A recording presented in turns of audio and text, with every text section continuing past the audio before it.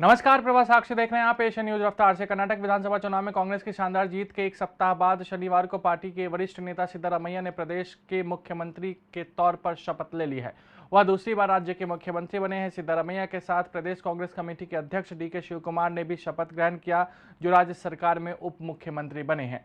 शपथ ग्रहण समारोह के दौरान सबकी निगाहें मंच पर इसलिए बार बार जा रही थी क्योंकि वहां देश के प्रमुख राजनीतिक दलों के नेता और विपक्ष शासित कई राज्यों के मुख्यमंत्री मौजूद थे। वे एक दूसरे से बड़ी गर्मजोशी से मिल रहे थे। इसे कांग्रेस का शक्ति प्रदर्शन भी कहा गया। प्रधानमंत्री नरेंद्र मोदी ने शनिवार को एक समावेशी खाद्य प्रणाली बनाने का आह्वान किया, जो दुनिया के सबसे कमजोर लोगों पर ध्यान केंद्रित करे और उर्वरक संसाधनों पर कब्जा करने वाली विस्तारवादी मानसिकता पर रोक लगाए। हिरोशिमा में G7 शिखर सम्मेलन के एक सत्र में मोदी ने प्रौद्योगिकी के लोकतांत्रिककरण की भी जोरदार वकालत करते हुए यह विकास और लोकतंत्र के बीच एक सेतु बन सकता है, ये बड़ी बात कही। इसके साथ ही प्रधानमंत्री क्वाड की बैठक में भी शामिल हुए। प्रधानमंत्री नरेंद्र मोदी शनिवार को G7 समूह के शिखर सम्मेलन से इतर यूक्रेन के राष्ट्रपति व्लादिमीर जेलेंस्की से बातचीत की। पिछले साल फरवरी में यूक्रेन पर रूसी हमले के बाद दोनों नेताओं की आमने सामने की यह पहली मुलाकात है।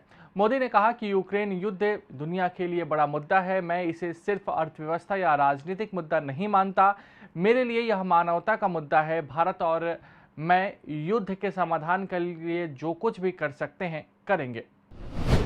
दिल्ली में राष्ट्रीय राजधानी सिविल सेवा प्राधिकरण बनाने के लिए केंद्र सरकार के अध्यादेश पर दिल्ली के मुख्यमंत्री अरविंद केजरीवाल ने कहा कि मैं दिल्ली के जनता के बीच जाऊंगा और दिल्ली में महारैली का आयोजन करेंगे। दिल्ली के मुख्यमंत्री अरविंद केजरीवाल ने कहा कि इस अध्यादेश को लाकर ऐसा लगता है कि जनता और देश के साथ एक भद्दा मजाक किया गया। ऐसा लगता है कि केंद्र सरकार सुप्रीम कोर्ट को सीधी चुनौती दे रही है कि आप कुछ भी आदेश दें, हम उस पर अध्यादेश लाकर पलट देंगे। कांग्रेस के पूर्व अध्यक्ष राहुल गांधी ने कर्नाटक विधानसभा चुनाव में उनकी पार्टी की जीत के लिए प्रदेश की जनता का धन्यवाद करते हुए शनिवार को कहा कि दक्षिण भारत में इस राज्य ने नफरत के बाजार में मोहब्बत की लाखों दुकानें खोल दी है। राहुल गांधी ने कहा कि हम आपको साफ सुथरी और भ्रष्टाचार मुक्त सरकार देंगे। यह कर्नाटक की जनता की सरकार है और यह दिल से आपके लिए काम करेगी। प्रधानमंत्री नरेंद्र मोदी शनिवार को फ्रांस के राष्ट्रपति इमैनुअल मैक्रोन के साथ सार्थक द्विपक्षीय बैठक की और व्यापार एवं आर्थिक क्षेत्रों में सहयोग, रक्षा क्षेत्र में सह उत्पादन और विनिर्माण तथा असैन्य परमाणु सहयोग समेत कई मुद्दों पर चर्चा की।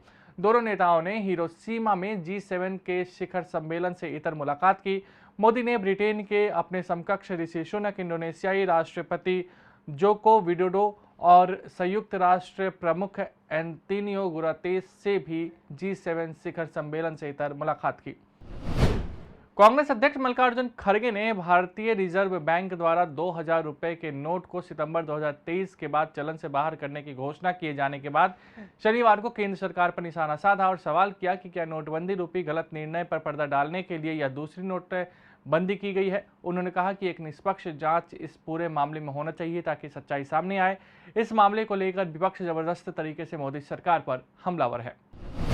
विरोध प्रदर्शन कर रहे पहलवानों ने शनिवार को चेतावनी दी कि भारतीय कुश्ती महासंघ के पूर्व अध्यक्ष बृजभूषण शरण सिंह के खिलाफ सरकार की निष्क्रियता के कारण खाप पंचायत ऐसा फैसला ले सकती है जो शायद देश के हित में नहीं होगा। पहलवान जंतर मंतर पर लगभग 4 सप्ताह से बृजभूषण शरण सिंह की गिरफ्तारी की मांग के साथ प्रदर्शन कर रहे हैं। पाकिस्तान की एक अदालत ने शनिवार को पूर्व प्रधानमंत्री इमरान खान के 120 से अधिक समर्थकों को रिहा करने का आदेश दिया। इन लोगों को 9 मई को इमरान खान की गिरफ्तारी के बाद भड़की हिंसा के बाद पंजाब प्रांत में हिरासत में लिया गया था। लाहौर उच्च न्यायालय ने सरकार को इमरान खान की पाकिस्तान PTI पार्टी के 123 कार्यकर्ताओं को बिना किसी देरी के रिहा करने का निर्देश दिया है। नीति आयोग के पूर्व उपाध्यक्ष अरविंद पनगड़िया ने कहा है कि 2000 का नोट वापस मांगने के रिजर्व बैंक के फैसले से अर्थव्यवस्था पर कोई प्रत्यक्ष प्रभाव नहीं पड़ेगा, क्योंकि ऐसे वापस हुए नोटों के स्थान पर उसी कीमत में कम मूल्य वर्ग के नोट जारी कर दिए जाएंगे।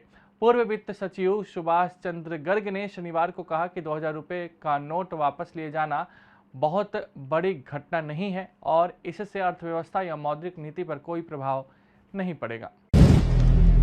अगर आप भी लेना चाहते हैं देश दुनिया की तमाम जानकारी तो आज ही सब्सक्राइब करें हमारे चैनल को। साथ ही नीचे दिए बेल आइकन को जरूर दबाएं ताकि हर अपडेट आप तक पहुंच सके।